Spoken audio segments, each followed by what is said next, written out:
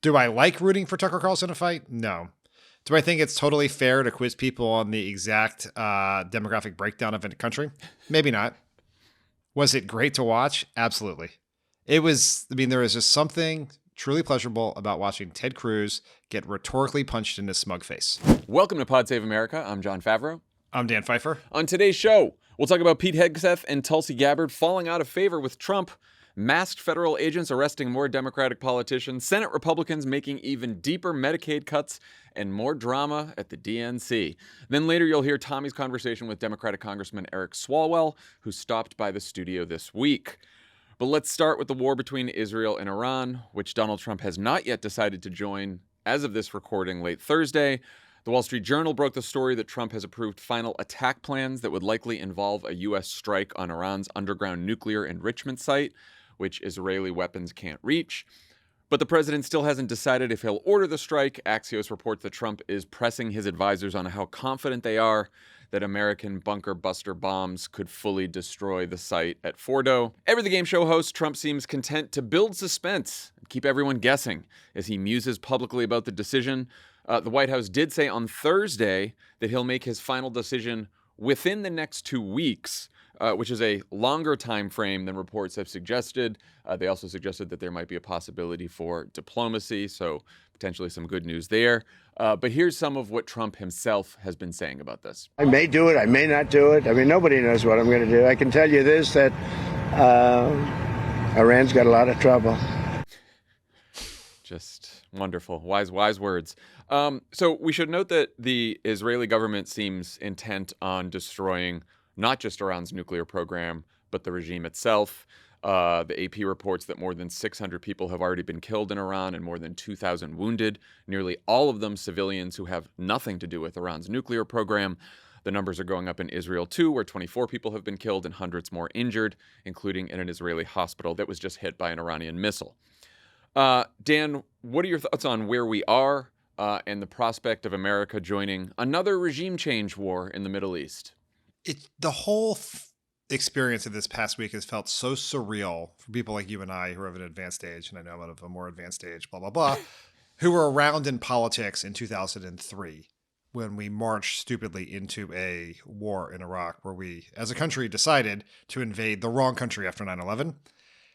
And it just feels like a large portion of Washington and the press and the people who talk and work in foreign policy have gotten amnesia. Like, this just seems so dumb and so poorly thought out. Like, let's just say hypothetically the U.S. does get involved and they do launch the bunker buster bomb on this site and they damage it or destroy it. That does not end Iran's nuclear ambitions. Right. It just delays them. So a year from now, 2 years from now, 3 years from now, we're right back in the same place. Which is why there are two choices then. If the goal is to make sure that Iran does not have nuclear weapons, people in both parties have said, but if that's the goal, your choice is diplomacy, to have a deal with Iran to allow them to have civilian nuclear power, but not a nuclear weapon, like the deal that President Obama had with them during his presidency that Trump got out of, or do what Israel wants, which is to engage in regime change in Iran, a country that is twice the size of Iraq.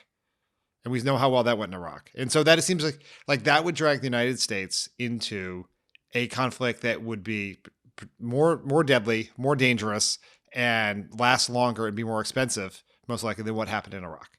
And that's where we're headed. It just seems like none of the people who are cheerleading this have thought this through beyond the excitement they're going to get when CNN broadcasts the footage of the bunker buster bomb hitting in Iran. Yeah, I think the proponents of military action have this view that, the U.S. conducts a strike, the nuclear facility is destroyed, and then we're all done. And then the U.S. is done and we can just walk away from this. And first of all, there's no guarantee at all that the strike succeeds. Either it might not completely destroy the nuclear site underground at Fordo, which reportedly is one reason why Donald Trump is going back and forth on this, because there's no guarantee that even if the strike hits the facility that it will destroy all of it. Also, it's very possible that the Iranians could have moved some of the components to different parts of the country, could have other nuclear sites that we don't know about. So there's just no guarantee there. But like you said, it's like, of course they're moving them. We've been promising to bomb them for days now. And now Trump told them they got maybe 2 weeks to do it. Like, right. And obviously. And then even if for some reason we do that and then the regime falls, either because of Israel or because of it just, because of popular uprising or whatever, there is also no guarantee, and it doesn't even seem likely that a new regime would either be friendly to either of the countries that just tried to destroy their country and kill a lot of their people, nor is it likely that the new regime will not try to get another nuclear weapon, even if the nuclear program is completely destroyed. Estimates are that Iran could reconstitute the nuclear program and get a nuclear weapon within 10 to 15 years, right? Which was the original time frame of the Iran deal back in 2015. So it's just, no one is thinking through the second, third, fourth order consequences of what happens when you try to launch a U.S. military strike on a regime to try to get rid of a nuclear weapon while Israel is launching a full-out war against this regime. And, people making the argument, well, the Iranian regime is at its weakest right now, and their proxies, Hezbollah and Hamas, are damaged, and so they don't have as much power, and Russia's occupied with the war in Ukraine, and so this is the right moment, and blah, blah, blah, blah, blah.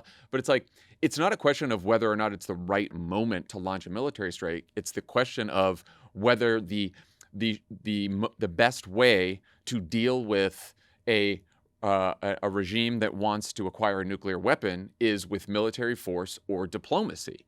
And you don't pick diplomacy just because you're like a pacifist who doesn't want war. You pick diplomacy because that is very likely the more effective way to prevent Iran from having a nuclear weapon. So it's fucking insane.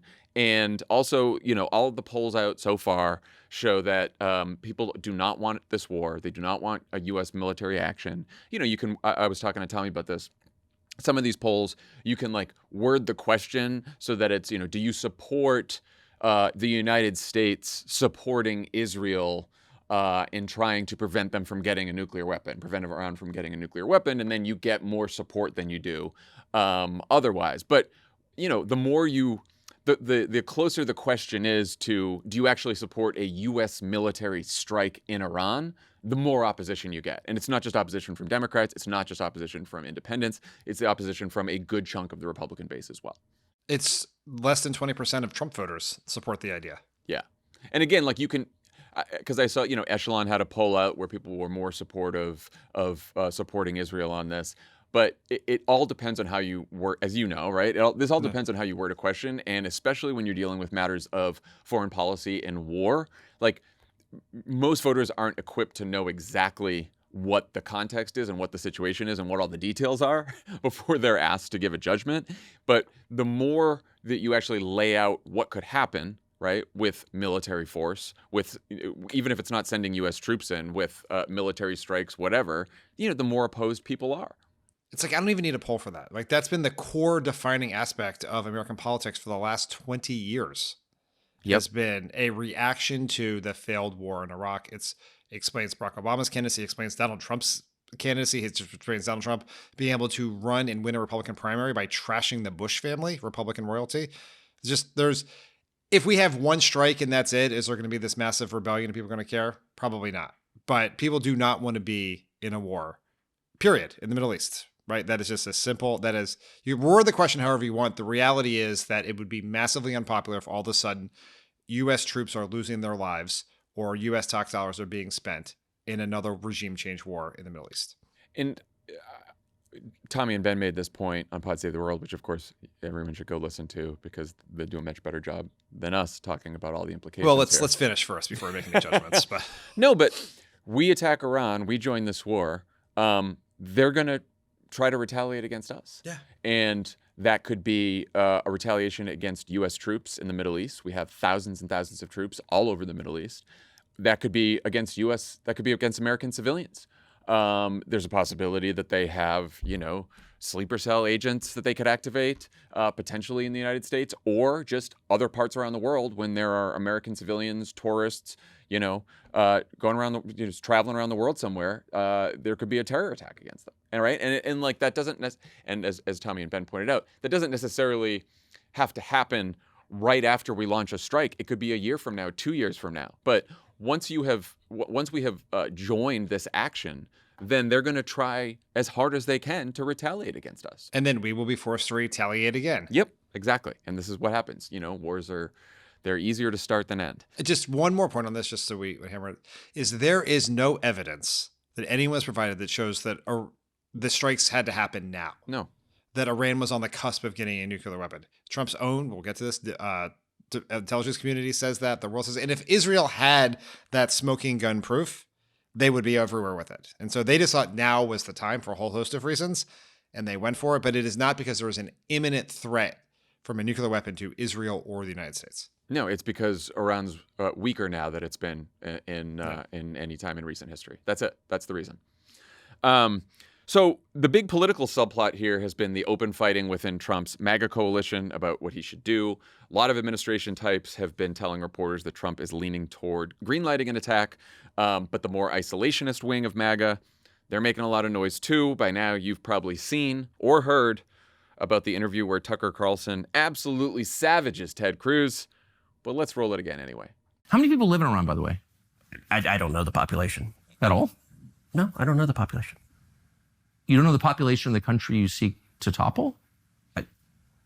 How many people live in Iran? 92 million. Okay. Yeah, How could you not know that? I don't sit around memorizing population tables. Well, it's kind of relevant because you're calling for the overthrow of the government. Why is it relevant whether it's 90 million or 80 million or 100 million? Why is that relevant? Because if you don't know anything about the country... I didn't say I don't know anything about Okay, what's the ethnic mix of Iran? They are Persians and predominantly Shia. Okay, this is cute. It's not even... You don't know anything about Iran. So okay, I am not the Tucker Carlson expert on Iran. You're a senator who's calling for the overthrow of the government. You're the one who don't know anything about the country. No, you don't know anything about the country. I was taught from the Bible, those who bless Israel will be blessed, and those who curse Israel will be cursed. So you're quoting a Bible phrase. You don't have context for it, and you don't know where in the Bible it is, but that's like your theology? I'm confused. What does that even mean? Tucker. I'm a Christian. I want to know what you're talking about. Okay. In terms of hitmen, their hitmen are not very effective. I do think... So they're hitmen, but not the bad kind, the efficient kind? No, what are you saying? They're a weak country who is on its knees, and I think we need to... Then why are we so afraid of them? Why are they the biggest threat if they're a weak country that's on its knees? Because they're trying... I'm trying to keep track. They're trying to develop... Be a little less snarky. I know, you're right. That is a problem that I have. I'm sorry. I'm not suggesting that there should be anything enjoyable about watching Tucker Carlson and Ted Cruz debate war in the Middle East, but it's hard not to enjoy that.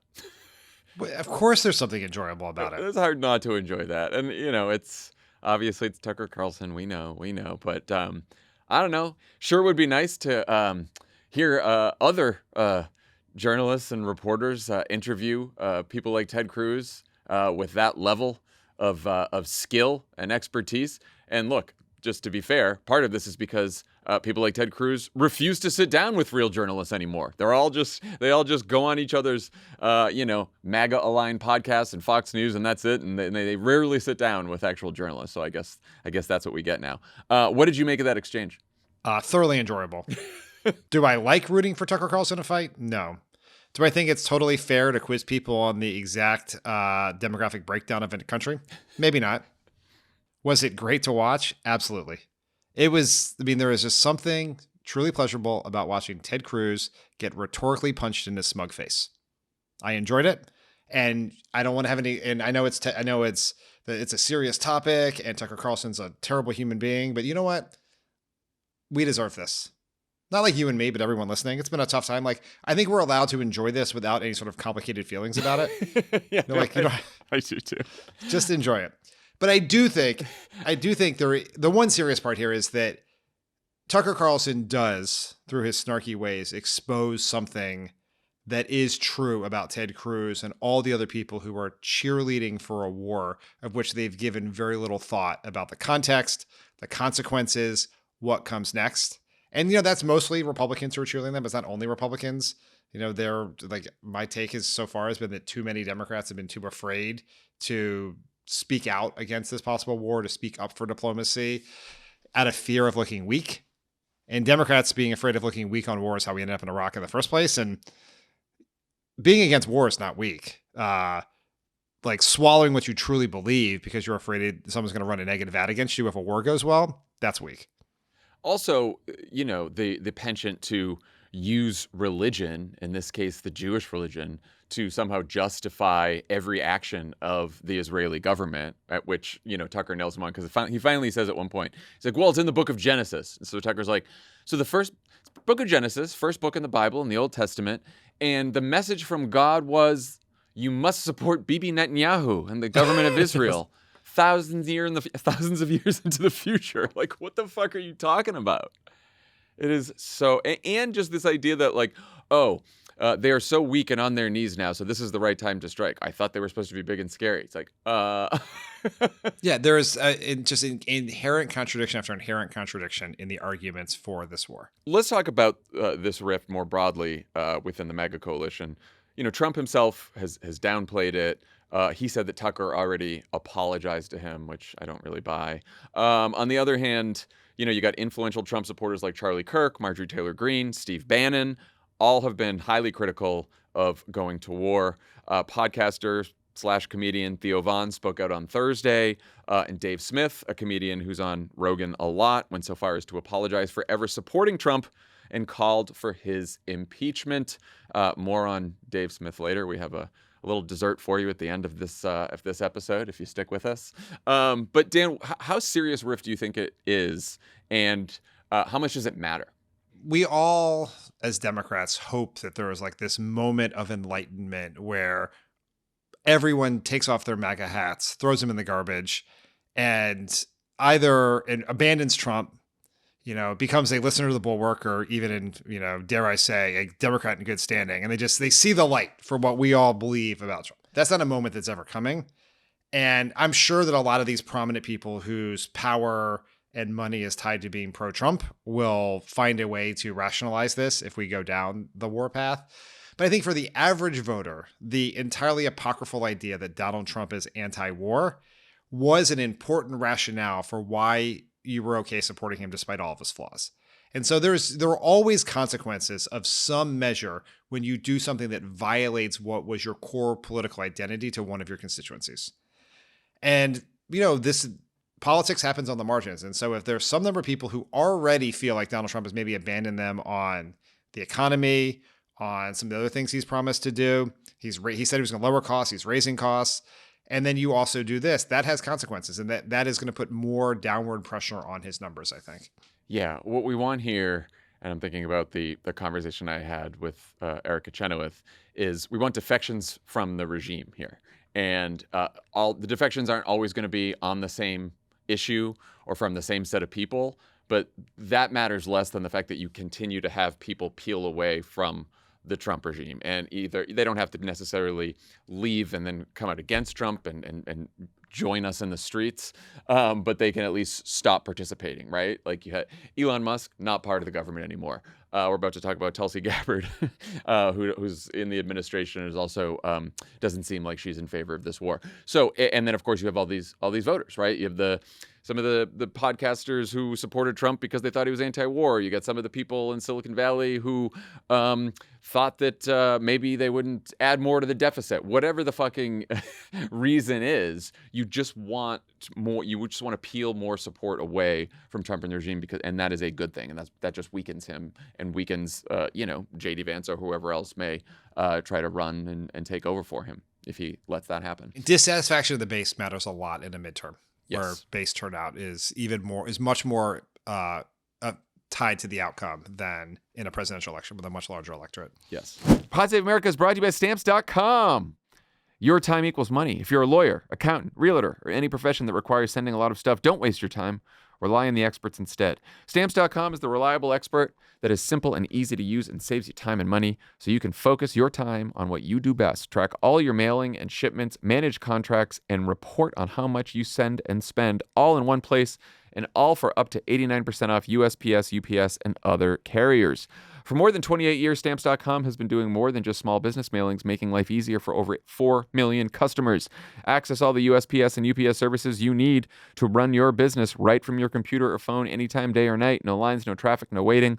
All you need is a computer and printer. They even send you a free scale. Take care of mailing and shipping wherever you are, even on the go with Stamps.com. Mobile app, easily schedule package pickups through your Stamps.com dashboard. No more tedious postage math. Rate Advisor helps you calculate the best shipping rates fast. Let Stamps.com do what they do best so you can focus your time and money on what you do better. Go to Stamps.com and use code CROOKED to sign up for a special offer. There's no contract required, and you can cancel anytime. That's Stamps.com. Use code CROOKED. This is an ad by BetterHelp. Men today face immense pressure to perform, to provide, to keep it all together. I'm feeling it myself. Are you, John? Yeah, it's just hard to perform. Oh, it's hard to perform, and it's hard to provide. Yeah, and keep all of it together as well. Yeah, it's no wonder that predicting. It's no wonder that 6 million men in the U.S. suffer from depression every year, and it's often undiagnosed. It's okay to struggle. Real strength comes from opening up about what you're carrying and doing something about it so you can be at your best for yourself and everyone in your life. If you're a man and you're feeling the weight of the world, talk to someone, anyone, a friend, a loved one, a therapist, and you don't even need to be a man. Anyone on earth who is a human and deals with human emotions and human existence, which, let's be honest right now, has had its better days, you could use therapy. And you got a couple of therapy boys right here on, on Pod Save America. We're therapy boys. And we're evangelists for therapy. Mm-hmm. And, give it a try. If you've always been kind of curious but a little hesitant, give it a whirl. And you can do it online with BetterHelp. With over 35,000 therapists, BetterHelp is the world's largest online therapy platform, having served over 5 million people globally. And it works with an App Store rating of 4.95 out of 5, based on over 1.7 million client reviews. It's convenient, too. You can join a session with the therapist at the click of a button, helping you fit therapy into your busy life. Plus, switch therapists at any time. Is the largest online therapy provider in the world, BetterHelp can provide access to mental health professionals with a diverse variety of expertise. Talk it out with BetterHelp. Our listeners get 10% off their first month at BetterHelp.com/PSA. That's BetterHelp.com/PSA. So there's also some drama within the Trump administration over the Iran decision. Washington Post has a story sourced to current U.S. officials and people close to the White House that says Director of National Intelligence Tulsi Gabbard and Defense Secretary Pete Hegseth are not part of the inner circle on Iran deliberations. One official said, quote, "Nobody is talking to Hegseth. There is no interface operationally between Hegseth and the White House at all." That's tough. As for Gabbard, she testified earlier this year that she didn't think Iran was close to having a nuclear weapon. Trump was asked about that testimony on Air Force One this week. Here's a CNN clip of Tulsi's testimony and Trump's response. The IC continues to assess that Iran is not building a nuclear weapon, and Supreme Leader Khamenei has not authorized the nuclear weapons program that he suspended in 2003. How close do you personally think that they were to getting one? Because Tulsi Gabbard testified in March that the intelligence community said Iran wasn't building a nuclear weapon. I don't care what she said. I think they were very close to having one. I don't care what she said, his own director of national intelligence. So do we think that, why do we think Tulsi and Pete got kicked off the Iran PC small group signal chat? To make room for Jeff Goldberg? I mean, we should take them separately because I do think there's different reasons for both of them. Yeah, I mean, in this case, Tulsi Gabbard's a dissenting voice. Yeah. Trump is also reportedly mad at her about a video that she did. Have you seen this video? I have seen the video, yes. It's very strange and disturbing. Very disturbing. It's a video, by the way. She went to Hiroshima and she made what seems like an educational video about like what a happened. PSA of sorts. Yeah, like what happened in Hiroshima and Nagasaki and what would happen if there was a nuclear war today and how nuclear weapons today are much bigger. But it's very disturbing. There's like a AI graphic representation of San Francisco being nuked. It's disturbing. Somehow Trump thought this was about him. Not really sure why it bothered him, but it did bother him, which is what led him to snap at Tulsi Gabbard. He obviously was not at all familiar with her March testimony. Yeah. And then Hegseth is a different case. He just is in so far. Yeah, he's an idiot. He's in so far over his head. No one that maybe in the history of government has been more in over their head than the weekend cable host being in charge of the Pentagon. Shocking. No one could have seen this coming. No one could have seen this coming. Just who knew? And of course, the Hegseth people are like pushing back, and they said he was in a cabinet meeting and all that. But oh, he made the same meeting as the small business administrator. Congratulations, welcome to the inner circle, Pete Hegseth. Yeah, it's pretty like, and you know how Trump is. Trump doesn't want to, well, especially Trump in the second term. He thinks that like all the firings in the first term went poorly for him, or sort of hurt his agenda. He wants loyalty, so he's probably not gonna do anything to Pete. But according to all the reports, he's going over him right to like chairman of the Joint Chiefs, some generals, and he seems to be out of the loop. And he's got the true neocons like Marco Rubio and John Ratcliffe by his side. So. And J.D. Vance just with his finger in the wind trying to figure out which way this thing is going. Yeah, of course. Just, trying to bully trans people on Blue Sky while they're having sit room meetings on Iran, which is basically what happened on Wednesday. He just decided to create a Blue Sky account, got suspended within 5 minutes because Blue Sky, then came back on, wrote about the Supreme Court decision on, upholding Tennessee's ban on gender-affirming care for trans kids, and decided to like write a whole diatribe about that on Blue Sky, literally while the sit room meeting on Iran was happening. So, which does make you wonder about either his true involvement in the inner circle decision making here, or his adherence to situation room protocols about locking your phone in a locker before you walk in, so that foreign governments can't listen to the meeting. Yeah, well, they take operational security very seriously in the Trump as we know. Famously. So he's just going back and forth between Blue Sky and WhatsApp the whole time. Speaking of Pete Hegseth, our man at the Pentagon didn't have the easiest go of it when he testified in front of the Armed Services Committee on Wednesday and got questioned from Senate Democrats about the politicization of the military and deploying active troops to American streets. Here's a sampling. Have you given the order to be able to shoot at unarmed protesters in any way? I'm just asking the question. Don't laugh. Like the whole country. And by the way, my colleagues across the aisle. What is that based on? What evidence would you have that an order like that has ever been given? It is based on Donald Trump giving that order to your predecessor, to a Republican Secretary of Defense, who I give a lot of credit to because he didn't accept the order. He had more guts and balls than you. If the court says this deployment of troops into our cities is not legal, would you follow that court's order? It's pending in the courts, Senator. Well, when the court decides, would you follow that court's order decision? I don't believe district courts should be determining national security policy. So you will not be following that. When it goes to the Supreme Court, we'll see. How about Alyssa Slotkin saying you don't have the balls?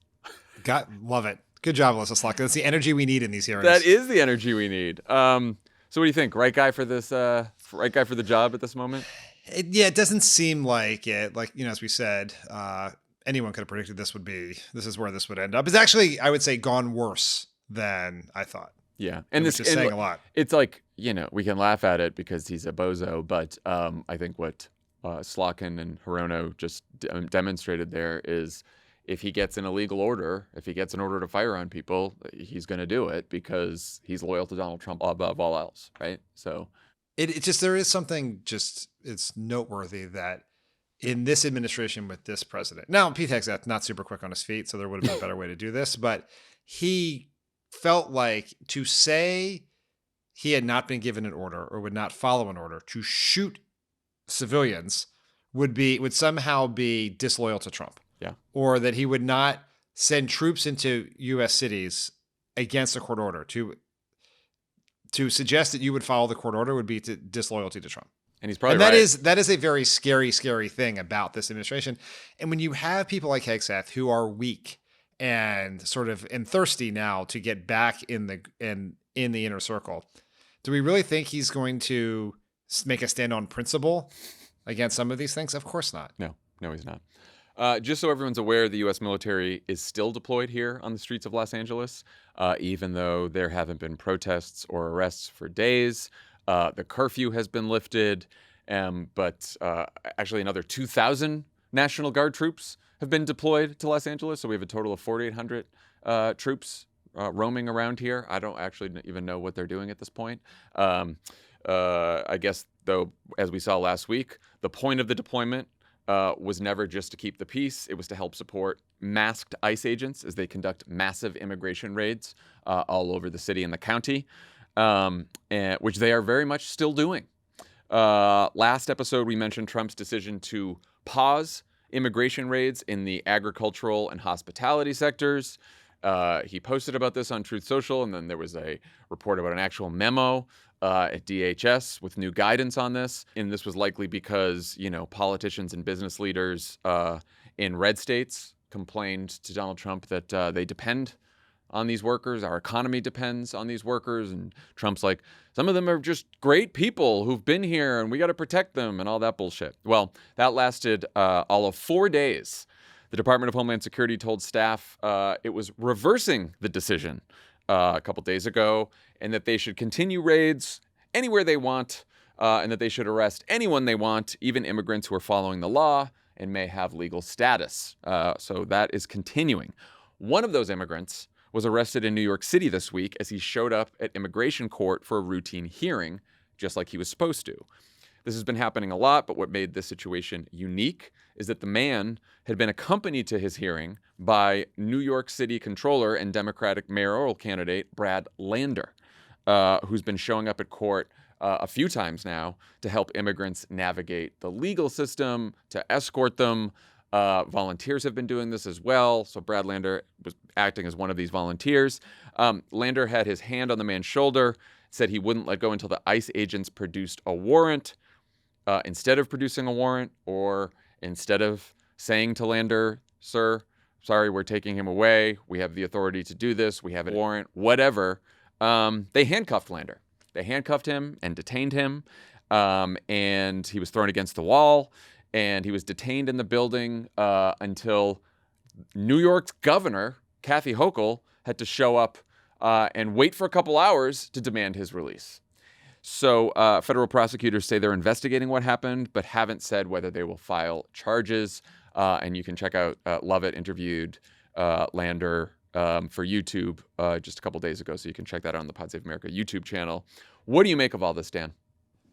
Let's start with the Lander situation, which is that ICE is out of control, right? Trump and Stephen Miller and Christine have given them the mandate to do whatever they want. And they are not in uniform in many cases. They are wearing masks. We don't know who they are. They are not adhering to any sort of standard protocol. They are trying to escalate, not de-escalate situations like this. Like in a normal world, you do not want to arrest the second highest ranking official in New York City. Just as it's bad business. And so you find ways not to do that. And but they are now doing the opposite of that, because that is the kind of conduct that is applauded. This is coming from the top. Yep.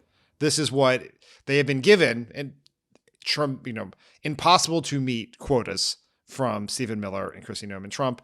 They are doing it. They have been the kind of conduct that is now celebrated by their bosses is doing things like detaining a elected official in New York for essentially no reason, for handcuffing Senator Padilla. And you're seeing this play out everywhere. Like just today, ICE was trying to enter the Dodger Stadium. It had to be stopped by the Dodgers for reasons no one can really tell why they were trying to do it, other than just to harass people. The Department of Homeland Security said, well, there were a couple of ICE vehicles, CPB vehicles, CBP vehicles, Custom and Border Patrol vehicles there, but they didn't have to do with any enforcement operations. And so they were there, but they didn't really try to get in. And then ICE tweeted, we were never there. This is just a total lie. So they're all fucking bullshit, lying again, because that's all they do is lie at DHS, which is great because it's the Department of Homeland Security. So you really don't need them to be trusted in a crisis. No, not at all. You don't need to trust what they say when something goes wrong. But yeah, so the Dodgers told them, no, you can't come in. You can't come into the stadium. And then, so now let's talk about the rapid flip-flop on enforcement priorities. And it's pretty clear. I think a couple of things probably went on here. One, Stephen Miller mostly runs the government. Yeah. He is everyone's boss other than maybe Trump's, and maybe even Trump's on some occasions. And so Trump he doesn't know the issues enough to make like an actual well-reasoned decision. So a bunch of farm work, he talks to the Secretary of Agriculture, a bunch of business people call, they're complaining about how this is going to destroy the economy. He changes the policy. Stephen Miller gets to him, says, by doing this, you're allowing MS-13 to work in hotels. And so he changes his policy back. And it's like, this is a process that makes no sense with a president who doesn't really know what he's doing. But I think his natural, and I think it's possible, and this is just my guessing here, that he could take, because the decision to back away from hotels, farms, restaurants, etc., was met by blowback in the MAGA base. So he could take blowback in the MAGA base on immigration, or he could take blowback in the MAGA base on Iran, but he maybe thought he couldn't take blowback on both. And so he reversed on immigration. I don't know if you caught Governor Newsom tweeted the story about the reversal on the agricultural and hospitality sector raids. And he has a new acrostic: MAGA, Miller actually governs America.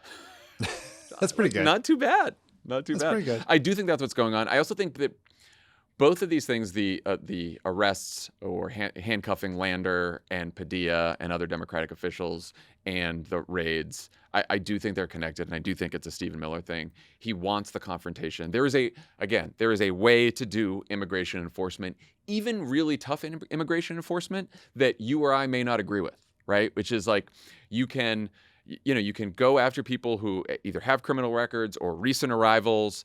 And again, you don't have to get into these confrontations with politicians, with elected officials.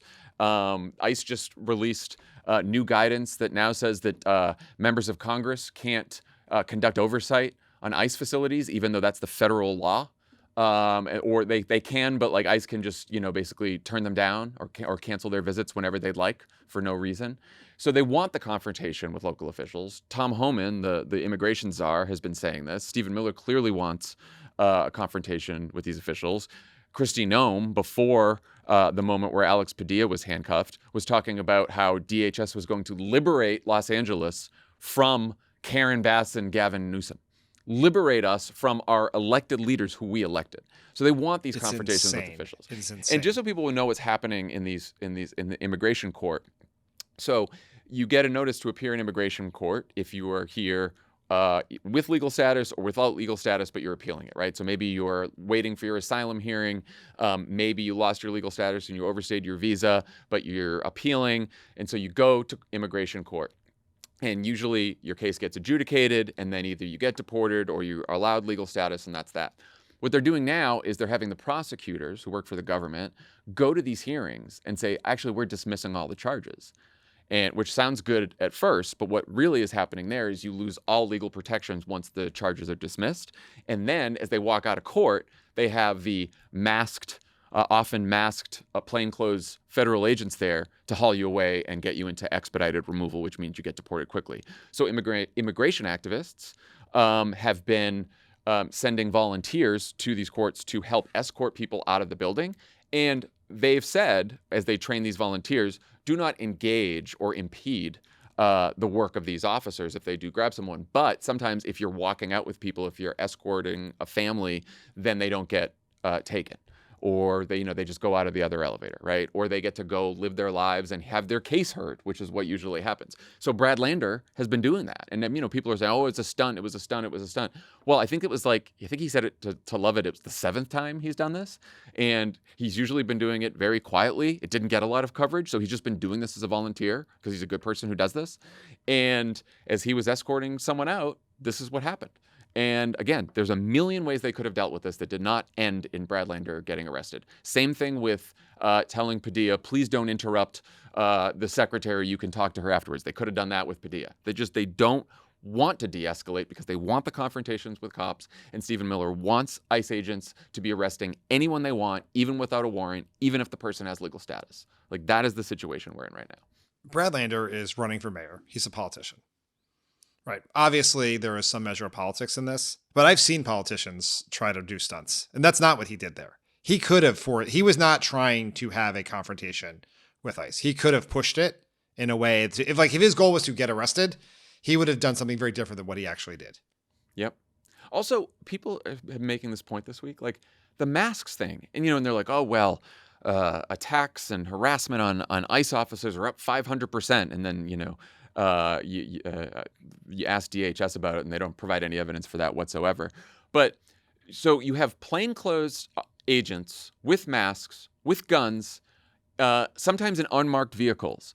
What are people supposed to do? Like when someone just grabs you now or grabs someone that you're with, you're not supposed to demand a warrant? You're not supposed to try to stop it? What if it's just some bad guy?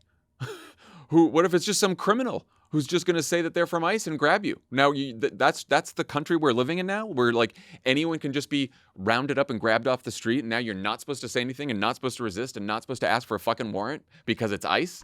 I mean, it's absurd. Yeah, it's out of control. Out of control.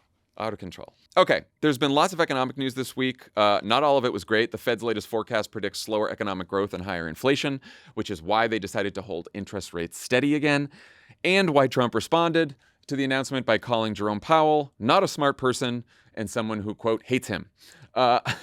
Housing starts also hit a 5-year low, and according to Bloomberg, Trump's tariffs are set to raise new car prices by nearly $2,000. That's what people voted for. Higher car prices, fewer homes, higher interest rates. That's what we want. But fear not, Dan. The president and Republicans in Congress are coming to the rescue with a bill that will deliver trillions in relief to the nation's millionaires while taking food and health care away from working and middle-class families. Congress's own independent scorekeeper, the CBO, says Trump's... See, I love it. They say that Trump's We're All Gonna Die Act, that's Joni Ernst. Thank you, Joni Ernst, for the name for the bill, will make the bottom 30% of American households poorer while exploding the deficit by almost $3 trillion over the next decade. And yet somehow the Senate is making the House bill even worse by making deeper cuts to Medicaid. Dan, what is going on here? What happened to the Medicaid moderates? I thought the Senate was supposed to maybe make the bill a little bit better. They're making it worse. I know that Josh Hawley and Susan Collins are trying to work something out to help rural hospitals because rural hospitals could now start closing down under the new Medicaid cuts. And so now they're trying to develop a fund to help the rural hospitals who are hurt because of their legislation to cut the funding to rural hospitals. What the fuck? It is. I mean, I would say I am surprised. My assumption was that the House bill would be terrible, the Senate bill would be slightly less terrible, but still terrible, and the Medicaid cuts would be less onerous, and they would meet somewhere in the middle. So you get a terrible bill that was somewhat less terrible than the Senate bill, somewhat more terrible than the House bill, and that's where it would be if they were to get a bill at all. But the Senate instead decided to do something to cut the Medicaid provider tax, which is going to not just bankrupt rural hospitals, but will cost states over the course of the next several years hundreds of billions of dollars in funding, which means that these states are required to balance their budget. And so if you have a significant budget shortfall because of this tax, this cut in the tax that states can levy on hospitals that provide healthcare services to Medicaid patients, it means that these states are going to have two choices. They can either cut services or raise taxes. What do we think is actually going to happen there? And what makes this even more devious is they specifically made this worse for the states that expanded Medicaid to include the Affordable Care Act. Mm. And so this is it's not just people are going to lose, rural hospitals will close. And if they come up with some sort of bailout fund for rural hospitals, that will help keep the hospitals open, which would be a good thing. But it's not going to solve the problem of states being forced to cut healthcare services for Medicaid patients. So naturally, Republicans want this monstrosity to become law as fast as possible. White House Chief of Staff Susie Wiles is doubling down on Trump's July 4th deadline. Mike Johnson says he's prepared to cancel the House recess to get the job done, which means the rest of us don't have much time to stop this thing. And that is surely by design, since voters who've heard about the bill mostly don't like it, according to just about every poll out there. But a lot of these polls also show that most voters haven't heard about the bill, or at least a good chunk of voters haven't yet heard about the bill, or they don't know enough about the bill. That's led some liberal commentators to complain that Democrats aren't talking about the bill enough, that we're getting distracted by issues like deportations and Iran and everything else Trump throws at us. I have plenty of thoughts on this, but I'll let you start. Okay, let me start. I was going to let you start, but I know you've been chomping at the bit for this for a very long time. You're gonna say something more reasonable about this, which is going to help me be more reasonable. I don't think so. Okay, well then, it might. Who knows? I'm going to try to be more explanatory, and you can be more angry. What we're getting at here is the fundamental paradox of American politics that's been bedeviling Democrats for a while now, which is that all of the polling shows that our best issue, the one that voters care most about is the economy, specifically inflation, cost of living, the tariffs, tax cuts for billionaires, cuts to Medicaid, those sorts of things. But at the same time, those issues in this media environment are like a tree falling in the forest. They do not drive attention. They do not drive the conversation. There is this, I've had stuck in my head for months now, this report from one of the super PACs that tests how effective certain messages are, and also tracks content online to see what's resonating. And I'm sort of, they basically wrote essentially that a message about cutting Medicaid to pay for tax cuts for the wealthy is one of the most effective messages we've ever tested. It's in like the 99.9th percentile of persuasiveness, but only 5% of all of the political content online was about Medicaid tax cuts in the budget. And so we have this problem that the thing that helps us the most does not drive attention, does not get coverage. And I don't mean coverage like it's going to be on CNN or the New York Times, because you're going to be able to find plenty of CNN and New York Times stories that are about this. Like there are people who cover this every day. It just doesn't break through. And so Democrats in that world have two choices. We can either find a way to talk about this bill and the economy and the tariffs in a way that breaks through to the people who only pay a little bit of attention to the news and politics, or we can find a way to win on the issues that do get attention, that do drive conversation. And those issues, unfortunately for us, are the ones that have historically been less good for us. They are issues around culture and identity. It is immigration. It is LGBTQ plus rights. It is democracy, crime, those sorts of things. And so like that is like the problem, the reason why we have to make that choice there is what Democrats are doing right now. Too many of, not all of them, but many of them are doing is we're ignoring the thing that's getting all the attention to say things that get no attention. So what we appear to most people is not like people focus on the economy. We're just silent because they're not hearing what we're saying, because we have not figured out a way to get people to hear our message on the economy, on this budget bill. Yeah, and I think it's even trickier, right? Like you have to start with, what is the goal here, right? If the goal is to make the bill so unpopular that Republicans in competitive districts and purple states in the Senate feel pressure to vote against it, guess what? It is unpopular, right? And either they feel the pressure or they don't. We don't know yet.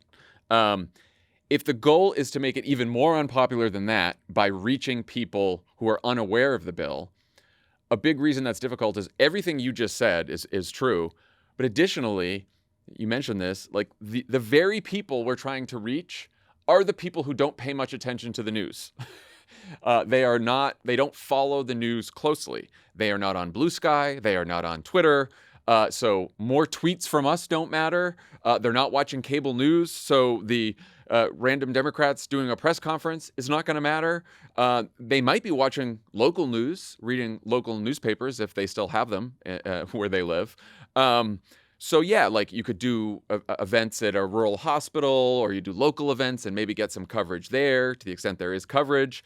But trying to shape the national political debate is trying to shape a debate that's being followed by people who've overwhelmingly made up their minds. And this is like a real challenge because there's all these people like, it's not getting enough coverage. But like the political coverage that exists is political coverage for people who are mostly partisans who've made up their minds, right? Like this is the problem we had in the last election, where Kamala Harris won by a large margin all the people who follow the news closely, and Donald Trump won by a little bit among people who get their news mostly from social media, and then he won by a lot more among people who don't follow the news at all.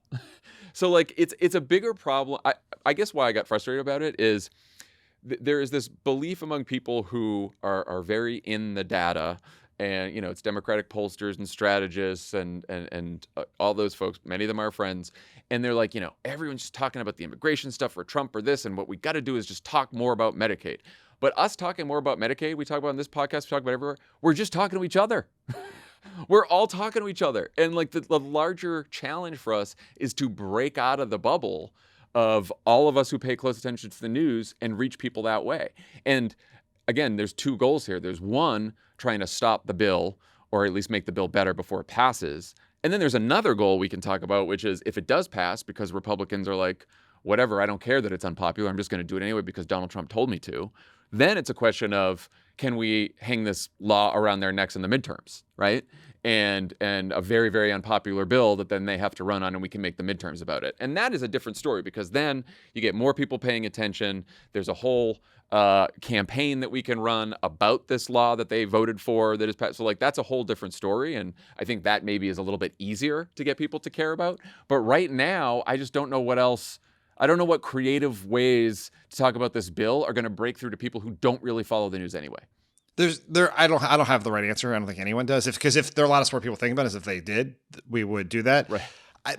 A couple points where I just differ a little bit, I think, Sure. which is it starts as a conversation amongst ourselves, right? It always does. But things can reach escape velocity where they break out of the political news bubble to reach everyone else. That happened with tariffs around Liberation Day. What all the polling shows that's why Donald Trump's numbers dipped then. Some of the immigration stuff has broken out of the bubble. And breaking out of the bubble means that it becomes conversation online in a way that are not just on news sites, right? That people are talking about it on TikTok, on Instagram. It's showing up in your family group chats where you're going places where people don't normally talk about politics and they're bringing this up. There were moments during the campaign where that happened a lot, with Trump's assassination, they're eating the cats and the dogs. There were moments that would break out. And so the goal is like, how do you get those moments to break out on issues that you care about? The danger here is if people don't care about it when it passes, if there's not drama on it when it passes, and it doesn't get people then there's no context for when we're making the argument to these people next year. One of the reasons why Republican efforts to repeal the Affordable Care Act were so damaging to Republicans in 2018 was at the moment of John McCain putting his thumb down was a moment that broke. Now, very different media environment, much easier to break out that many years ago, but that was a moment that broke through. So everyone knew Republicans tried to do that. When you go to people and they don't trust politicians, they don't trust political ads, they don't trust the media, and you tell them that Republicans did this terrible thing of which they are not feeling the impact of yet, they're less likely to believe you if they weren't paying attention when it happened. And so that is why people are trying so hard to get people to pay attention. There's not an easy answer to do that. Yeah. No, I agree with all of that. I think it also sort of proves my point, because like John McCain getting all that attention for what he did, that did not necessarily happen because Democrats figured out a way to break through with the message on the Affordable Care Act. Now, one thing that did break through was Adi Barkan being on that plane with Jeff Flake. And this was the tax bill, but there was a movement where people were, conducting sit-ins in Congress, and there was a big groundswell. It was not getting a ton of coverage, but did it eventually impact John McCain's vote? Yeah, possibly. But you need a moment, right? Which is why I think the reason that immigration gets covered, the reason that Liberation Day got covered is because there was a moment it was announced and the stock market crashed, right? And so that's something that's going to break through. The reason some of the ICE stuff and the immigration stuff is breakthrough is because there are these moments that are caught on video, right? As Congress is debating this bill, there's not these big moments, like a CBO fucking score is not going to break through, right? Now, you're right that as we get closer to the vote, then I think there's much more potential for a big moment to galvanize people around. It's just really hard to do right now while Congress is just in the sausage making process. You also just you build up to the moment, right? Yeah. You don't know what the moment's going to be. So you can't just sit around and try to come up with what your slot machine pull is that's going to work. Yeah, that's true. What you have, what led up to the moment with Adi Barkan was a ton of protests, sit-ins, people block the congressional office shutting down. There was a demonstration of real public opposition to getting rid of the Affordable Care Act. That there was real demonstration to opposition to Doge, right, with the hands-off rallies in April. I went to a No Kings protest. I took my kids. It was an incredible experience. I felt as inspired as I felt in a very long time. If those protests had been about Medicaid or taking people off their health care or taking food out of people's mouths, that would have created, you have to raise awareness to a certain point where you can then have that moment. And so what we have to be doing right now is how do you start to create some context for it to do it? But it's timing too, right? I think if those protests were about Medicaid cuts and then we're stuck with another 2, 3, 4 weeks until the bill passes, then I don't think it matters as much. Like I do think there should maybe be protests like the weekend before they're going to vote. Right now, it's harder to schedule these things, like you said, around congressional calendars because they just sort of control the floor and they can do whatever last minute. But I do think there's a timing element too. All right, last thing before we get to Tommy's conversation with Eric Swalwell. We talked the other day about how the infighting at the DNC had spilled into the open with that leaked audio of DNC Chairman Ken Martin saying that Vice Chairman David Hogg's initiative to primary sitting Democrats was making Martin's job impossible. David Hogg has since left the DNC, and now knives are out for Martin himself. Here's the New York Times headline: "The DNC is in chaos and desperate for cash." And here's Politico: "Weak, whiny, and invisible. Critics of DNC Chair Ken Martin savage his tenure." Yeesh. The pieces detail how the committee is facing a serious cash shortfall and that big donors are pissed that they haven't heard more from Martin. Couple questions for you. How normal or not normal is this level of dysfunction, and how much does it matter? It is definitely not normal, right? There is always a race for the DNC chair. Usually that race has some level of division in it. It's often a establishment insider against usually a more progressive outsider. Everyone comes together at the end. Remember Keith Ellison then took a role with the DNC after Tom Perez won in 2017. This was an interesting, a unique race in the sense that it was two insiders in a nasty battle against each other. Ken Martin ran a pretty tough race. He accused our friend Ben Wickler of being in the pocket of billionaires like Alex Soros and Reid Hoffman, two people who are, I imagine, huge financial supporters of the DNC. Yeah. And it's not usual for you to have repeated vice chair elections. It's not usual for two really like long-standing, powerful, prominent Democrats like union leaders Randy Weingarten and Lee Saunders to resign from the DNC in protest. I forgot to mention that part. Yeah, that's a big one. So that is it is very unusual. The DNC is having trouble raising money. Their off year is never great, but you would imagine there would be some desire to defeat Trump, right? People to come in and do that, and that has not happened. The fact that these senators have not heard from Ken Martin is very concerning. So this is all not great, is what I'd say. Yeah, few things. People, I think, expect too much of the DNC. Oh, right? yes, 100%. And that's just natural, right? You think of like the Democratic Party and you think of the DNC. DNC raises a bunch of money, comes up with the primary calendar, and puts on the convention, right? And people think that it like sort of controls the universe, and it really doesn't. So you got to keep expectations low in the first instance. But we just suffered a horrific loss against Donald fucking Trump. And so obviously views of the party are going to be like at their lowest right now. And one of the reasons, and again, we interviewed Ken Martin and Ben Wickler's our friend, obviously, and I was impressed with Ken Martin. I think by all accounts, even in these stories, people say he's like a very hard worker. He's very good at internal politics, or sort of like the nuts and bolts operational stuff. He's really good because he's been doing this in Minnesota forever, and so that's all great. One of the reasons, aside from the fact that just we've known him forever, but one of the reasons I've always been so impressed with Ben Wickler is he is a very effective, creative communicator. And I this is not to just pick on Ken Martin, but I think the party writ large is just in need of better communicators. And I think yes, there's a whole bunch of duties of the DNC chair, and probably going out on TV and being an effective communicator hasn't traditionally been the most important task. I think in this information age, in this media age, being an excellent communicator who can break through is the task of every Democratic official. And I think that it's not good enough anymore to be good at one thing or the other thing. Everyone needs to be able to carry the message in a way that breaks through to voters. And I think that one of the reasons that Ken Martin is having a tough time is because he is not naturally skilled at that, and that's not part of his skill set. I think that is a fair critique of Ken Martin, that he's not a great communicator, and he is not. I don't think he's a bad communicator. I just don't think he did fine in that interview you did. He was good. Yeah. I don't think I've seen him do any communicating as DNC chair, but that's not what these problems are. These problems are different than that. You could have a very well-run DNC that's raising money and talking to donors, and the chair is not a great communicator.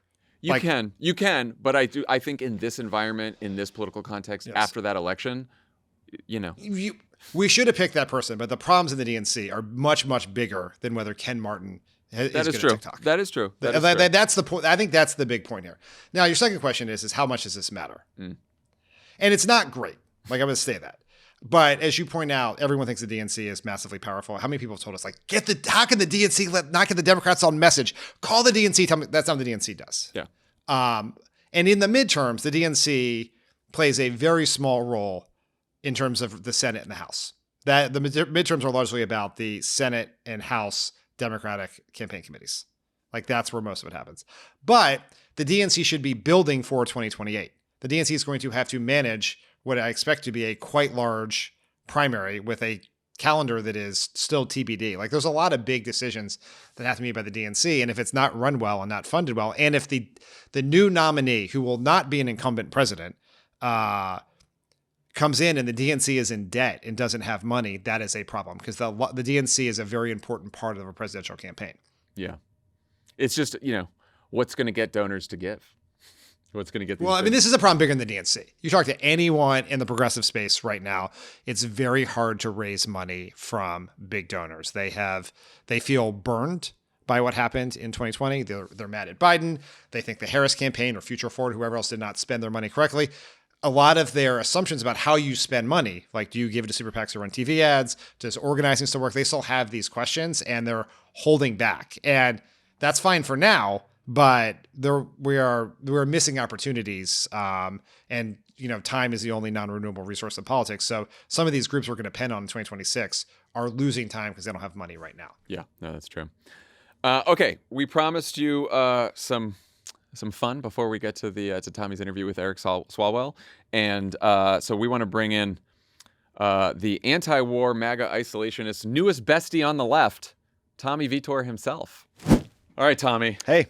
So we talked earlier in the pod about Dave Smith, the comedian who was for Trump, and then since then, because of Iran, has said Trump should be impeached. And then we found out today that he mentioned you and us. Yeah. Friend of the pod, Steve Huntsberger, actually flagged this. Oh, is that? Thank you, Steve. Is he just listening to? Is Huntsberger just watching Dave Smith YouTubes? I guess so. Huntsberger, he's a good media monitor. Yeah, for this kind of thing. He's deep. He's deep in the internet. So then Dave Smith was talking about this on his show, and played an incredible clip from Ben Shapiro's show, where Ben Shapiro attacks us and especially you. Let's listen. Did. The boys over at Pod Save America are siding with Tucker Carlson and Marjorie Taylor Greene. I have a general rule. If the people at Pod Save America are agreeing with you on a major foreign policy issue, the designers of the JCPOA, you are doing it wrong. Here's Tommy Vietor, a former van driver for Barack Obama. Tommy Vietor is the biggest idiot in foreign policy. That dude worked with Ben Rhodes on the JCPOA to set up an Iranian-dominant Middle East that ended with October 7th and wild expansion of terror groups all over the region. That guy. This guy. You fucking idiot. Idiot van driver. Man. I bet there's some people who don't know what it means when these guys call me a van driver. It's such a deep cut. In the 2004 Obama Senate campaign, I was the deputy press secretary. One of the things I did was when we went downstate, I would drive the press van. And then I worked my way up to the NSC spokesman at the White House. And they think that's like an insult rather than like a cool thing that happened to me. Look, when I first met you in 2005, you were introduced to me as a van driver. So don't try to. I still call you a van driver. Polish up your resume now. This is my van guy. It's so weird. So Dave Smith plays this clip of Ben Shapiro attacking you mainly, and then he defended you and us and called Ben Shapiro a big idiot, huh? Yeah, I called him a moron. I have a few thoughts on this that I'd like to share. First, you can tell Ben is very worried that Trump is listening to the anti-war parts of the MAGA coalition, right? Because I watched the rest of that episode. He spends a lot of it attacking Tucker Carlson, and I think the loser doth protest too much here. Yes. Second, Ben's argument basically boils down to, I'm for mindless partisanship. right? we're sitting here saying like people we normally profoundly disagree with on politics, in fact, find offensive often, are making good points on the merits. We're thinking for ourselves. We're using our brains. Ben is like, Obama bad, Pod Save America bad. He's just like a sad little warmonger NPC. I thought he was the like the philosopher king. What do they call him? Something. Yeah, I thought he was supposed to be like this big intellectual force in the Republican Party, and that's all he can muster for an argument about why we should go to war in Iran is because Donald Trump says so, and Pod Save America is against it. Yeah, if you're taking that what we got now. If you're taking public policy advice from us on matters of war and peace, like you should look elsewhere no matter what, right? And then finally, I was not at the White House when the Iran nuclear deal got done, but I wish I had been because it was a historic achievement and it worked. Iran shipped 97% of its enriched uranium out of the country. They agreed to a bunch of additional restrictions on the nuclear program, stringent inspections by the IAEA, to the point where in 2017, Jim Mattis, who was the Secretary of Defense for Donald Trump at the time, testified before Congress that Iran was in compliance with the deal and that it was in our national security interest to stay in the JCPOA. But Donald Trump hates Obama more than he cares about solving things in Iran, so he pulled out, sanctioned Iran. They assassinated Qasem Soleimani, the head of the IRGC, in 2020. And then Iran drastically ramped up its nuclear activities in support of proxy groups, and that brought us to the brink of war. Like the art of the deal guy was too stupid to stay in the deal, keep the restrictions on Iran in place that prevented them from getting a nuclear weapon, but that renegotiate the parts you don't like, and then call it the Trump nuclear deal. I was just going to say, if Barack Obama in that fateful meeting with Donald Trump in the Oval before he left office and Donald Trump took office, if he had just said, hey, let's call the deal the Obama-Trump deal. We can call it the Trump-Obama deal. The Trump-Obama Iran nuclear deal. What do you think?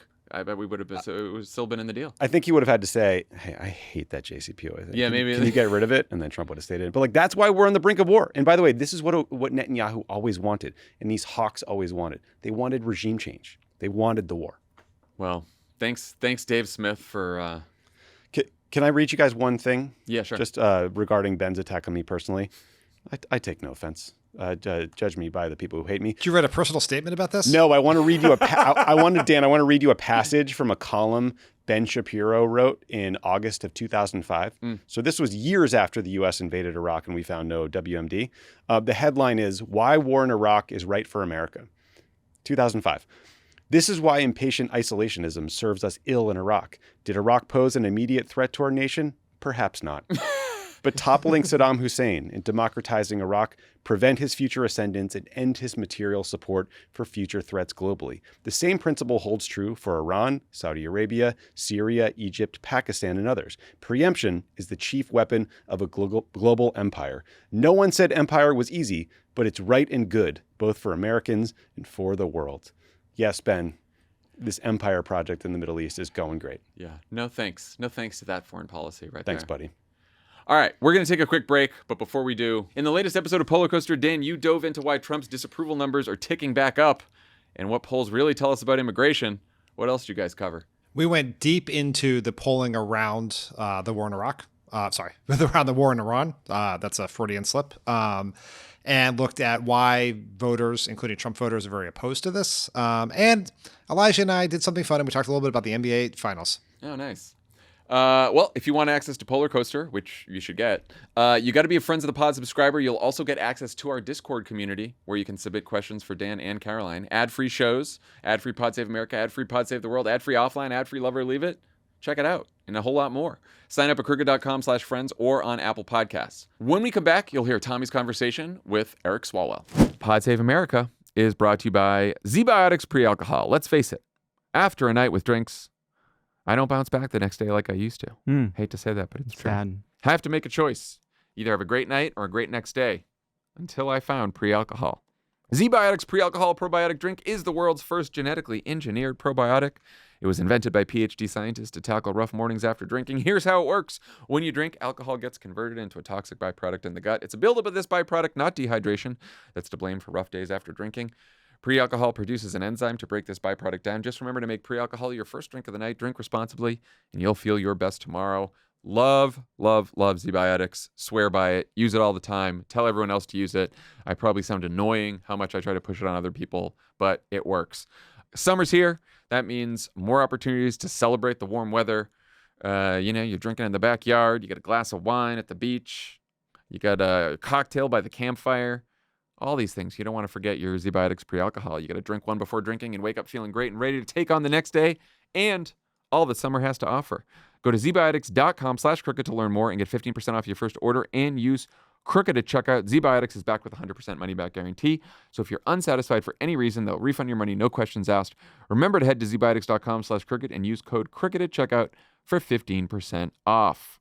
Pod Save America is brought to you by Incogni. If you've ever searched for your name or address on Google, it's shocking to find how many results have your personal information, and it's not by chance. Data brokers and people search sites collect your personal information, your name, address, phone number, financial info, income, and hundreds of other records. They sell and share publicly without your consent, but Incogni is here to put an end to all that. It hunts down these unethical sites, gets your info removed from the places that expose your private information. You don't have to email anyone, fill out forms, or jump through hoops. They handle the entire process for you. Incogni is also continuously monitoring to see if your data makes its way onto these databases and will request repeated removals, keeping your info off of them forever so you get fewer spam calls, fewer spam emails, and more peace of mind. Gotta stop the spam calls. Gotta stop them. Incogni even offers a friends and family plan to extend protection to up to 4 additional members. Just create an account and authorize them to act on your behalf. Incogni then handles the data removal process and keeps you informed of their progress. Incogni is a great service. You have to protect your privacy online. There's so much of your data is out there. You need the help of a company to help try to get some of it out of there, off the web, that big stupid web we made. Who knew what it would come to? Not us. Right now, you can get 60% off an annual plan by going to Incogni.com and use code PSA. That's INCOGNI.com/PSA and use the code PSA at checkout. Joining me in studio today is Congressman Eric Swalwell of California's 14th District. Great to see you. Yeah, thanks for having me back. Are you in town for the Antifa guerrilla campaign we're launching tomorrow against ICE? Is that what brings you here? That's right. Orientation, right? Yeah, did you get your pepper starts this spray? afternoon. Your stick, your nightstick, maybe? All in. Good. Actually, tomorrow night I'm doing a town hall in Mission Viejo in the 40th Congressional District. That's Young Kim's district. It's one of the closest congressional races in the country. If we're gonna be in the majority next November, if Hakeem Jeffries is the speaker, we have to win there. And so she won't host a town hall, just like most of the Republicans. Yeah. So I've been on this crusade trying to do 2 a month in Republican districts. And it's not just that you go and put downward pressure on them, especially as the reconciliation bill awaits final passage in the House. It's an organizing tool. And it's also a recruiting tool because, potential candidates, come to these events. They see that there's like a support network around them. It helps the locals collect information about like who wants to volunteer, who wants to be involved. And we've been getting actually a lot of Republicans showing up to these events as well. That's great. I went to the one Ro Khanna did like an hour from here a few months back. Are you guys still getting good attendance and energy? We're getting about 1,000 people each time that we do this. I went to Anna Paulina Luna's district in Tampa, had about 1,000 people. I was in Folsom in Kevin Kiley's district up in the Sacramento suburbs, same thing.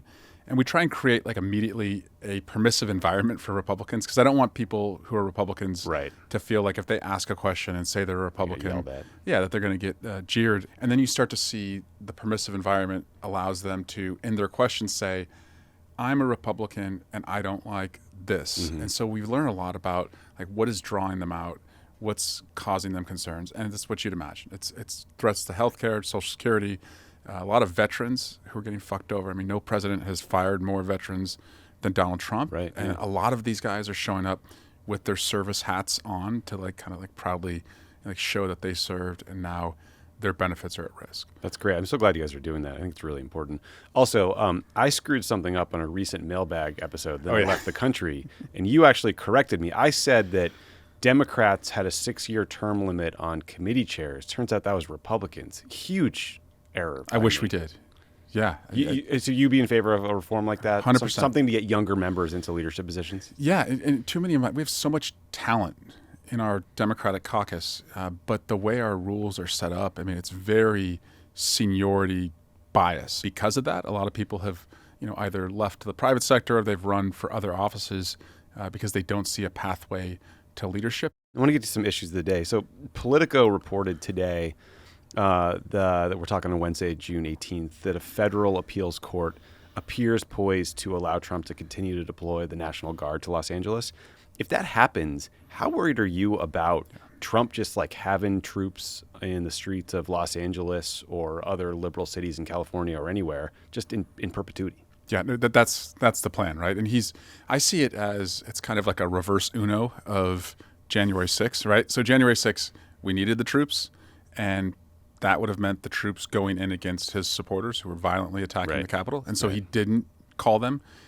The reverse Uno here is that he wants to put the troops there to draw the foul so that his political opponents attack the troops and bring violence and then give him justification, to assert more power. And so, of course, we have to keep fighting this in the courts. But I think we have to tell the story of, one, like the shitty conditions that he's having our troops, live in. Like they're sleeping on the ground. Yeah, and they're sleeping in squalor. But the cost as well, $134 million for this exercise in Los Angeles, $40 million for what he did, at the Capitol last week. And then contrast that with that money could have gone to taking care of the troops in their health care, like veterans' health care, their veterans' injury claims that are not being paid out at the rate they need to be paid out. And of course, just like taking care of the people in our community who count on government. So I think the price tag is eye-popping for a lot of people, and we have to keep, raising the alarm on that. Yeah, I agree. I mean, that could be a down payment on taking Greenland. You know what I mean? That's right. Come on, let's get creative here.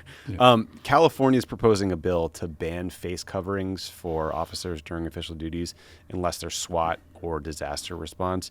DHS called the bill despicable. What's your take? It's weird to me to watch. I mean, I just put myself in the shoes of anybody on the streets of Los Angeles. All of a sudden, a bunch of guys in plain clothes run up on you with masks on and then detain you and throw you in an unmarked van. Like, that feels like a kidnapping. It's un-American, frankly. If you're standing on the law and justice is on your side, you should have nothing to hide. And I say that as a former prosecutor, a son of a cop, and a brother to 2 police officers. And there's no other law enforcement agency in America that routinely is out in the streets with their faces covered. But one thing that we can do as a caucus, and many of my Democratic colleagues have talked about this, is when we're in the majority and we make reforms, to the immigration system and we fund, DHS, one of the first things we're going to demand is that they show their faces. It's also a public safety issue, especially for women. You have some unmasked guy coming up to you, you're going to either run, I'd be terrified. Go for the mace or the pepper spray. I mean, this is your worst nightmare. And also, it potentially could put the ICE agent at risk if you're in an open carry state like Texas and you go up like some 1800s bank robber to someone who's carrying it. It's not who we are, and it really offends a lot of people. I'm surprised how many people who don't follow politics really get uncomfortable when they see these images of masked agents. Yeah, it's very scary. We're all sitting here anxiously awaiting to see whether President Trump is going to drag the United States into offensive military action against Iran. In the House, you have Thomas Massey, a Republican, Ro Khanna, your colleague in the California delegation, who have put forward a war powers resolution that would prohibit the U.S. from entering into the war unless it's authorized by Congress. Do you support that effort? You think it's a good idea? Yeah. It is our duty, to declare war, and we need to know, the time, like the length of time as to what the commitment would be. We need to know the number of troops, that would be committed, and the terrain covered. So that's the 3 T's. Maybe a goal. Yeah, would be good too. Maybe what's the overall end goal mission here. There's no question that Iran is a malicious actor that funds terrorism all over the globe, and in their founding documents, it is a death to America, death to Israel agenda, and we rightfully, I think, are defending Israel's skies. But for us to go in militarily against Iran, I mean, we know how this ends. Tell me the success story in our lifetime where we went into the Middle East, and a positive outcome was achieved. And I also look at these bases that are at risk right now because of what's happening over there. And it just reminds me, why do we still have that kind of presence in the Middle East? 40,000 troops in the Middle East. Yeah. And the guy who said no more wars, he's actually adding wars, to the globe, which is failed leadership on his part. Completely failed to end the war in Ukraine. In fact, many would argue it's worse.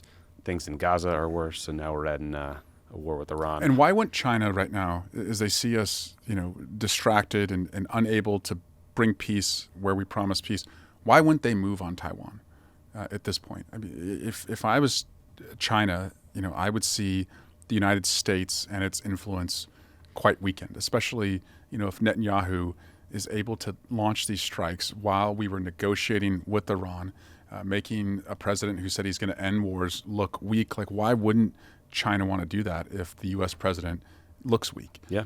I mean, every president, including Barack Obama, who I worked for, has said they wanted to pivot from the Middle East to Asia. And yet, once again, Trump has taken aircraft carriers out of the Pacific, sending them to the Middle East, drawn back in again. I want to play a clip for you.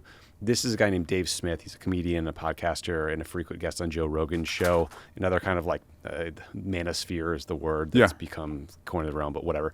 I want you to hear, and the audience to hear, how he is talking about the war with Iran and Trump's involvement. Donald Trump looks, and man, I supported him this last year. I apologize for doing so. It was a bad calculation. At the time, it seemed like the right one. But he should be impeached and removed for this one, and not on some not on some ridiculous Nancy Pelosi. Of course, the Congress will never do it because they're all a bunch of corrupt hacks. This is the one thing they support. This is Donald Trump should be impeached and removed for this. All of his supporters should turn on him. It's the absolute betrayal of everything that he ran and campaigned on and everything that he stood for. Okay, so he lost me on the all of Congress's corrupt hacks thing, but I'm wondering, the sentiment is good, right? It's great to hear these guys kind of seeing the reality of who Trump is and what his policies are. How do you think we speak to people like Dave Smith and show him that we as a party are listening and we want to get back to being the anti-war, anti-forever war party? That's right. And this is not what you were promised, right? That you were promised that we would reduce the amount of conflicts in the world, not increase them. And you were right if that's why you supported him. And he's wrong for betraying you. Yes, it's the U.S. foreign policy goal across administrations that we cannot let Iran have a nuclear weapon. I thought we were best off when President Obama negotiated an agreement and we had the best eyes and insight into Iran as to whether they did. And we saw them going the other direction than where they are today. And so that, to me, is a case for why our engagement in the world matters. And when we can bring people to the table, especially our enemies, and negotiate to get that result, that matters. That's American leadership. I agree. I totally agree. You remember the Homeland Security Committee. Are you guys getting briefed on any increased threats from Iran or Iranian proxies because of this war? Is there concern there? We've been told that we're going to get that on Monday when we're back. Obviously, being and again, Donald Trump sends out one tweet, "We have nothing to do with this," and then is saying, essentially, everyone evacuate Tehran.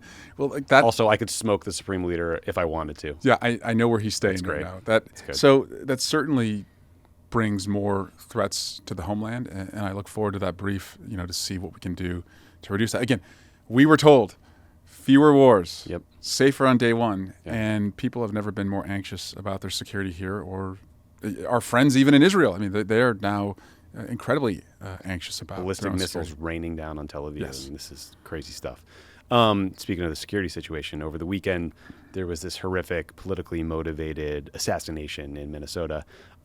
We have since learned that this killer had a list of Democrats in his car, including some of your colleagues. I was talking to Greg Landsman, another Democrat in Congress, yesterday. He's a friend of mine. It just sounds just beyond terrifying. Have you guys gotten a briefing on what this guy's deal was, or other, the general kind of threat? Yeah, we had a security briefing yesterday. I learned, actually it was just today, that I was in the writings, which was separate, I think, from the list, but I had been in some of his writings. We are very, I would say, on edge as a caucus right now. I bet. And in the call that we had yesterday, I mean, there was just a lot of emotion. First, about not feeling like we have enough resources. And personally, I feel like it's inevitable that we're going to lose a member or someone in a member's family because of the high volume of threats and the low amount of resources devoted to this. And that is entirely at the foot of the Republican Party. They will not fund the security that we need to protect members of Congress. And they won't even fund the judges. And in fact, the judges, who are also receiving an incredible number of threats, they came to the Judiciary Committee, which I'm also on, and asked for an increase in funding. And Jim Jordan and Chip Roy both publicly said, like, that's not going to happen. And Chip Roy went as far as to say, like, they are bringing this on themselves with some of their rulings. So it's almost like blaming the victim. And so the anxiety among my colleagues is that, like, the threats, what they do is we all have to spend out of our own campaign accounts to protect ourselves and our staff and our family because we don't have the resources from Congress.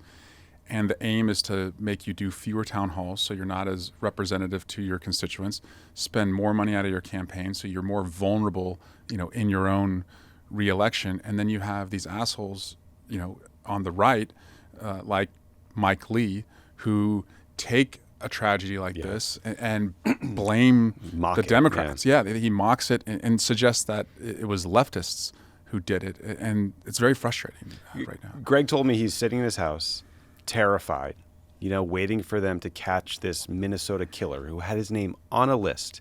And he could not get out of his head the image of that man in that terrifying mask. And the reason he had seen that image is because someone sent Greg fucking Mike Lee's tweet. Yeah. You know what I mean? Like, so that guy literally was terrifying someone who thought he might be a victim in real time.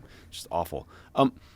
Just to dig into this a little bit, can you help listeners understand, like, what kind of resources are currently available to members of Congress when it comes to security and what things you might like to add? Yeah, so almost zero. I mean, when you're on the campus of the Capitol, thank God the Capitol Police are there and they're patrolling the Capitol. But unless you're in leadership, they get around the clock, like, personal details.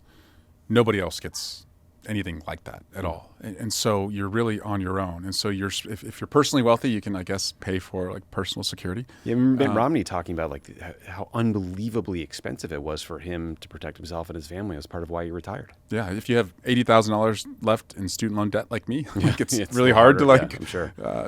Dip into your personal funds for security. And so you try and manage it with your campaign. And so there's not many resources right now at all. And that's a large part of the frustration. But there's also a sense that the antidote to this is a bipartisan condemnation of violence. Yeah, and we I agree. often feel like it's a one-sided condemnation, and we don't get it from the other side. And Mike Johnson, by the way, what did he say last week about Gavin Newsom?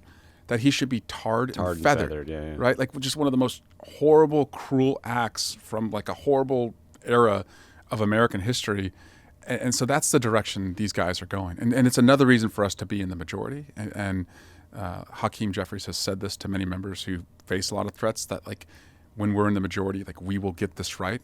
But I'm afraid before we get there, we're probably going to see, an increase in threats and potentially, like, a loss of a member. Yeah. I mean, I'm sure Speaker Johnson thought he was being funny, but tar and feathering someone is, like, the first example I'd think of when it comes to, like, vigilante justice, right? Like, things we shouldn't be for in this country. But I agree with you. I mean, part of the problem with this is we understandably, I think, default to a conversation about security and, like, protecting members and elected officials generally. We should, of course, do that. But there isn't this conversation about just, like, ratcheting down the tension. And look, more security comes with a cost, right? I mean, I saw this when I was on the Obama campaign and we went from no Secret Service to Secret Service. Like, you're suddenly held at more of a distance from the people you represent. Like, they can't get close to you. They can't talk to you. There's no, like, serendipity on a rope line anymore or something, and it's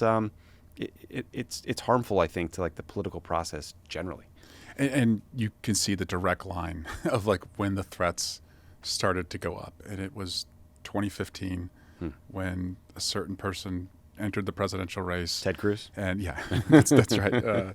And created this environment where people felt like, well, if he can tell security to go rough up that journalist, or if he can say a police officer should bang a suspect's head, on the doors, he's put him in the car, if he can suggest, the press are the enemy of the people, then it's okay for me to talk that way. Right. Pardon January 6th, guys. Yeah. Yeah. And it's not just who he is locking up right now in the way he's doing it, with his ICE masked agents. It's who he put into our community. And also the signal it sends to those folks that, like, why wouldn't I go out and commit more violence in his name? He's got my back. Right. Right. He'll pay my lawyer fees. He'll pardon me. He'll do whatever it takes. About the kind of congressional business that's happening. So the House passed Trump's tax cut for billionaires bill by one vote. Sounds like the Senate's making a bunch of changes to it. There are reportedly changes to the state and local tax deductions that helped get a lot of moderate Republicans on board. There's changes to the deductions businesses can make that I think will make the bill way more expensive, and they're not paying for that necessarily. It makes the child tax credit less generous. There are deeper cuts to Medicaid. I think the debt ceiling increase is bigger. Given what you're seeing, do you think there's a chance that Speaker Johnson won't be able to get that revised version through the House? I do. And by the way, your staff generously offered me a LaCroix when I came in to pay for this bill. One of the deductions they took away from small and medium-sized businesses is to provide like food and snacks to your employees. Yeah, nice. So that was something you could deduct, I think, up to like 50%, and they got rid of that. Great. So that the billionaires can have a bigger tax cut. So I guess next time I'll have to come in with my own water. I'm gonna get you a water bottle. But if you believe the SALT crew, and I know your colleagues because I listen to the show, they eye roll you when you really want to go into the SALT weeds here. But if you listen to the SALT New York Republicans, and I talk to them, they say that if the Senate touches SALT, they're gone. So that's about 4 votes. And again, they passed it by 1 last time. So they can't lose those 4 New Yorkers. Now, do the moderates always get rolled? Yes. But those New Yorkers just watched in the last election 3 of the Republican colleagues get beaten. So they know that we are going for more seats in New York. And we can't be in the majority unless we win more seats in New York. And the same thing in California, who also has the SALT issue, is a big issue. And there's still Republicans like Young Kim who will be thinking about that. So if the SALT folks stick together, they can kill the bill. Final question for you. So a lot of Democrats feel a little demoralized these days. I think the No Kings protests were an incredibly powerful shot in the arm for anybody who went. But now we're back to like the war, a new war in Iran, ICE raids, like God knows what else. What's your advice to Democrats listening who are trying to figure out how to do something to make the country a better place, even though we're a long ways away from the next federal election? Small victories will bring big victories. We saw that in Wisconsin, and I know Vote Save America engaged there, and a lot of us through contributions or text messaging, phone banking, engaged there. I certainly did, and we beat Elon's $30 million, and hopefully that's a deterrent to Elon spending a lot of money in the midterms. New Jersey, Virginia, at the end of this year, if we can win there with Abigail Spanberger and Mikey Sherrill, get 2 Democratic governors, that will make sure that we have equal access to the ballot box in the midterms, because we need to pick up seats in both Virginia and New Jersey for the midterms. But it also gives us momentum, right? I think sports is just like politics. Momentum begets momentum. I totally agree. So we end the year with wins in Wisconsin, Virginia, New Jersey. We start to get our confidence back. We are able to recruit good candidates because these wins help high caliber candidates make the decision as to whether they want to run or not, right? So in all of these congressional districts that are toss-ups and all the Senate seats that are toss-ups, if you're seeing us collect wins at the ballot box and you're seeing people go to the town squares like we saw over the weekend at the No Kings rallies, you're going to feel like if I get in this, there's a chance for me to win. Right. And the inverse of that is Brian Kemp, right? High caliber candidates on the Republican side, like Brian Kemp, who's going to run against Jon Ossoff in Georgia, he's going to take a walk this election. And then I would just say to your viewers, what I'm doing in my own household, whatever you did in the last election cycle, go 1 rung higher. So just think about what you did and go 1 rung higher. So if you've never gone to a protest, go to your first protest. If you've never volunteered on a congressional campaign, volunteer in your first congressional campaign. If you've never gone to City Hall to speak on a council agenda, go and speak and just find your own agency and fulfillment in doing that. We'll probably have to go a lot of rungs higher by the time we get to the midterms, but for now, just go 1 rung higher and see how that makes you feel. That's great advice. Congressman Swalwell, thank you so much for coming in. My pleasure. Thanks, Tommy. That's our show for today. Thanks to Eric Swalwell for joining. Love it. Tommy and I will be back on Tuesday with a new show. Everybody have a great weekend. Thank you, Ben Shapiro. Bye, everyone.